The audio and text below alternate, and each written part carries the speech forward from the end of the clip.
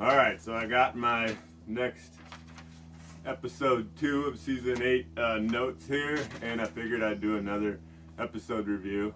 Change the scenery. I know I'm not much to look at, so we got an old farm barn jeep and some other junk around. I will start off by saying forgot to mention it last time, but I like the way they've been editing this season so far. For one, it's over an hour long, which is great. Our season, I think the episodes were 45 minutes, so a little jealous of that. But I also like the format at the end where they had Nikki interview the contestant that tapped out, and on this episode 2, they also had a cool ending with Nate talking as they kind of showed different people doing their stuff.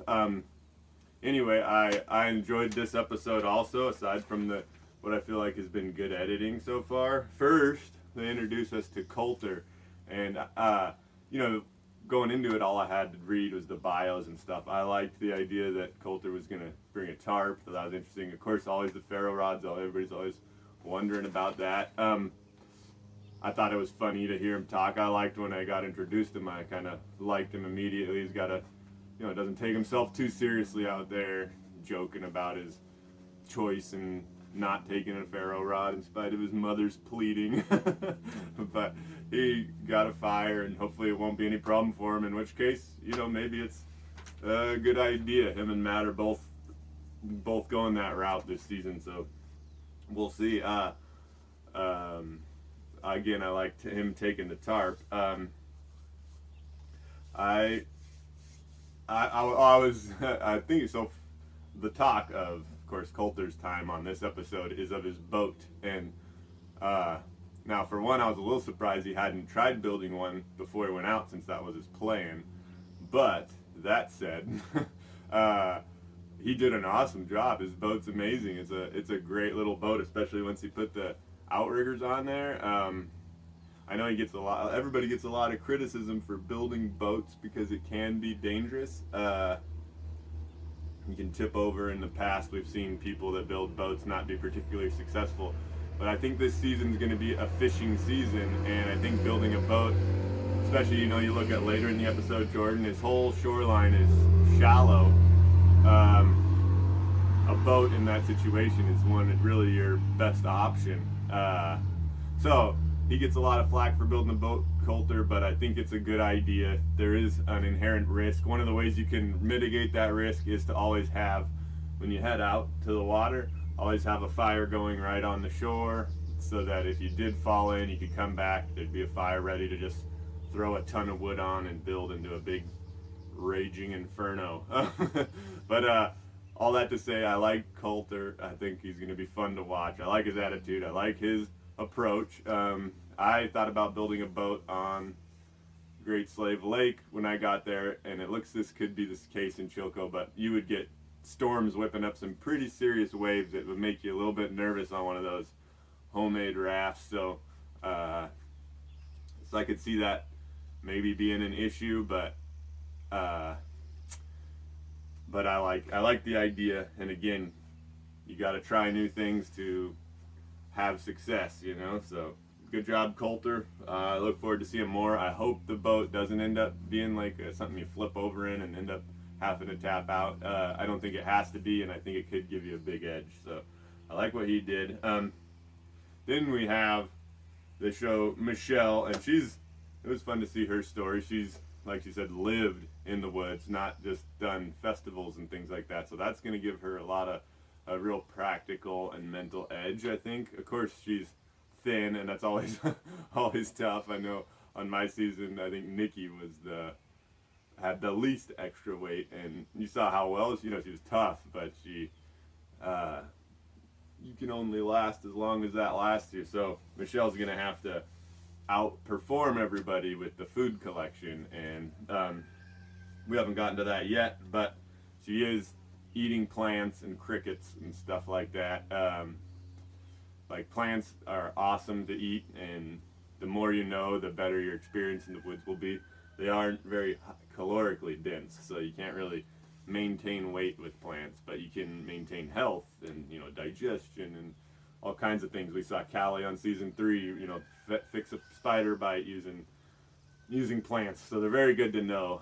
They're not very like sustainable unless you're by a, maybe if you're by a giant cattail pond, you could get enough carbs to kind of keep you going, but it's tough. Then we have another interesting person, Teresa, who really excellent hide tanner, very educated, very knowledgeable. I'm not sure what her fishing and hunting experience is, and we all know it does at some point come down to that.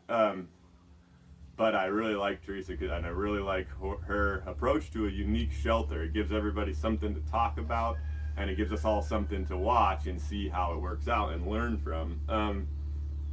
So I like that she's trying to pitch shelter. She did an excellent job. I'm surprised with that plan she didn't bring a shovel, but she used a digging stick, and gosh, she dug out a serious hole there. So it's calories spent, as she's well aware. It's a caloric risk to build a fancy shelter, especially one that requires a lot of digging, but it'll block the wind. It'll be a little warmer for her. I'm not sure if it'll be the 50 degrees that you get when you're in a cave, say, because of course the whole top will be somewhat open. All that said, it'll get buried with snow, and then it'll kind of take, anyway, it's a really interesting shelter. I see a lot of people either criticizing or really excited to see more. People are wondering if it's going to get filled with water. I hope not. Hopefully some trenches around the outside would help divert water, or from what I've heard, Choco Lake isn't a particularly wet area, so it might not be a big deal. Excited to see your shelter. And it leads me into what is my more controversial take. Now, everything I say, you have to remember, I'm very well aware that there's more than one way to skin a cat, and because I do something one way does not mean there's not other or even better ways, but I know ways that are effective. That's kind of, and that's what you use. So there's a lot of shelter talk, and it's one of people's favorite things on Alone is to look at people's shelter, watch how they're built, and I too am fascinated by it. And a lot of people criticized or something. We're quick to point out that my shelter on my season was not the most beautiful or robust, but I'll tell you why. In my philosophy, in those climates, simpler is better, and that is because, for one, we do have sleeping bags, so we have these negative 40, 50, 60 degree sleeping bags that help keep us warm in the night. So we're not necessarily keeping really hot shelter all night. So with that modern sleeping bag, when you build a small shelter that doesn't take you much time so that you can get out and produce food and focus on food, what you want in a shelter is something that has an indoor fire, because you're going to need to dry things out when you get wet and cook and all that. You need one that filters smoke really well, so you need to devise a plan to not have a smoky shelter, and you need something that blocks the wind, because air movement is what's going to suck your heat out of your shelter. As for insulation, say building logs or whatever it is, here, if you think about it, in the fall with your big 40 degree below sleeping bag, it's not that cold, so you're actually hot the whole time when you're sleeping, and so you're fine. As winter comes, snow comes, and if you've built a small simple shelter that you can then bury, you've saved yourself a ton of work hauling logs or digging or whatever it is to get R value, because snow has excellent insulation properties. So by the time it gets really cold and there's a lot of snow on the ground, you can then bury what you've built and add your insulation layer that way, and you've spent very few calories. So it's not as impressive of a shelter, but for something that's temporary, the 3 to 6 months that we're talking about, it's probably what I would do, as you saw, obviously. Now, again, there's more than one way to skin a cat, as with all these things, and people you see overly criticizing people's approaches are probably a little too stuck in their ways. And that was the same even prior to my season, where everyone was saying, there's no point in hunting, you got to get lucky, you got to this and that. And then we saw people 2 seasons in a row successfully hunt big game, and that was the difference maker. So that was a outside the box thinking. Building shelters, everybody has their own theory. Everybody probably has good theories that are effective. More than one way to skin a cat, and that is what I told you why I skinned my cat the way I did. All to focus on calories, and for me it worked because, to be honest with you, I was never cold, even though my shelter wasn't the most robust. But because I had calories, I had lots of fish and lots of moose and rabbits and squirrels and all that. And my body was producing heat, so I was willing to trade the calories put into building a really fancy shelter and turn that towards hunting. Anyway, just a fun thought, so it gives you guys something to talk about. Again, I really like what Teresa's doing, and I really want to see it. I want to see this pit shelter come too. Once you put the little top on and got all together, it's like an exciting thing to look at. It's one of the more interesting shelters we've had, so that's fun to see. And of course there were tribes that used pit shelters, so they're effective. So we get to see that. Thanks, Teresa, and that's going to be cool. Then you got Jordan. We see a lot of Jordan, and he is trying to find a fishing spot. And this is, a lot of people would criticize him again for being, "Oh, you're so far away and a storm came in." It's like, look, he's got a shallow shoreline. He's got to go up and down. It took me weeks to find the best fishing spot in my territory, and I had to go over mountains and climb. So you're going to spend calories. And he found a tin can, which seems like not much, but it actually is awesome. You can build some amazing spinners with a tin can, and once you have that, he'll be hopefully able to find a spot and catch some fish. So on his introduction, he mentioned that he had lost his daughter some years back, and all I can say is, wow, like, it's unimaginable pain to go through, and it really makes you empathize with the guy. I feel for him, and I wish him the best, not only on the show but in life. And God bless you, brother. I was, he was on a big journey like that. You kind of want to be set up with your fishing so that as you're out there, you can maximize your opportunities. And I've talked about it last week. People love the hand line. I'm still surprised when I don't see fishing poles. I think it would help Jordan to get out maybe past the shallowest areas. You can land something even in shallow areas when you get that occasional fish wandering through, but you got to be able to reel fast because you're going to snag the ground and lose your hook. Let's see, he gets wet. I don't think it's too big of a deal this early on. He's not at the edge, so just getting a little soaked isn't going to be a problem. There's the old Russian phrase that when they soccer me, which is, we're not made of sugar, so he'll be fine. He won't melt. Then we get Nate, and Nate's been someone I'm really excited to watch. He and my brother are friends. They spent 30 days on Alone the Beast with no tools up in the wilderness, and you saw them thrive and get along, and from everything I know, Nate is a genuinely awesome dude. So he's a friend already, even though I haven't met him. He's coming on a couple of our courses this summer where I'm going to teach survival courses. He's going to appear as a guest on a couple of the weeks, so I'm really excited about that, and we've got a lot to learn from him. And what he is excellent at, like he said on the show himself, he's not an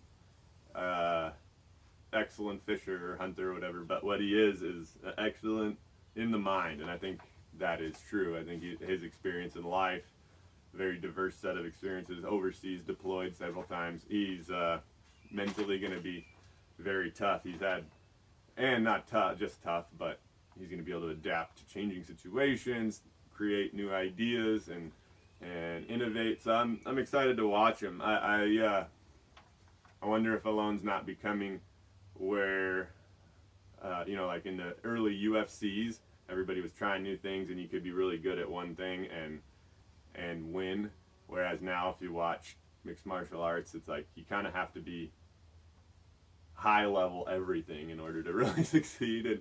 And like, so the fishing and hunting is something you want to be good at. That said, you see him innovating already. He makes a trot line out there and catches what a beautiful bull trout. Like, I'm sure he was pumped about that after his great filming, by the way, on the grouse, but he missed the shot. We all miss shots. There's a lot of things I hit and a lot of things I missed that didn't make the show, and I guarantee you that's the case for everyone. But they put his miss on, so it was good filming. But then it was really good to see him come back and nail something on his trot line, and that's going to be the way forward for him. Hopefully he can do some active and passive fishing, get several lines out there and catch a bunch of fish. He's going to need it because, like Michelle, I don't think he has a lot of extra body weight. He looks big, but he's muscular, and that actually burns calories fast. So he needs to produce a lot of food. Yeah, he's building a small shelter, which is kind of what I was like talking about before. It's all you really need. It's kind of nice to have something you can stand up in, change clothes and whatever, but he's going to be fine with that shelter, I'm sure. And I liked his monologue at the end. You have to make the right choices, and the pressure is really on. And one small wrong choice, it can throw your whole situation off. If you set your, when I was dropped off, just put my shelter right where they dropped me, there's a good chance I would have never had moose run-ins. But it's like, oh, okay, you make your one decision, like, I'm gonna move my camp to that little peninsula island and keep the moose traffic going, hypothetically. Sure enough, that was a big difference maker. But it's little decisions like that, little choices not to, what, I built that food cache, I should box it in on top like the Evenki do, but I'll save calories. That'll probably slow the wolverine down. You get back up there and steal something else. Dang it, mistake. But in your mistakes, like Nate here says at the end, everyone's going to make them, and it's how you approach it. And that goes with the show and with life. If you're going to come into trials and hardship and focus on what went wrong and, man, this sucks, and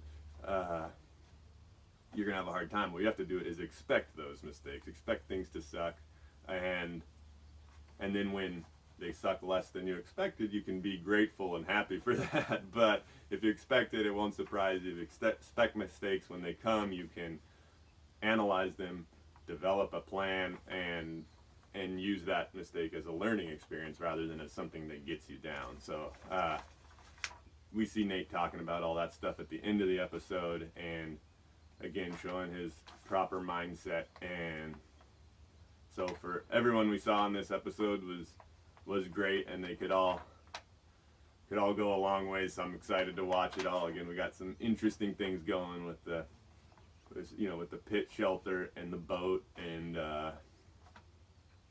so here we go. Episode 2. Those are my quick thoughts, and I appreciate you guys watching, and hope you enjoy. Cheers.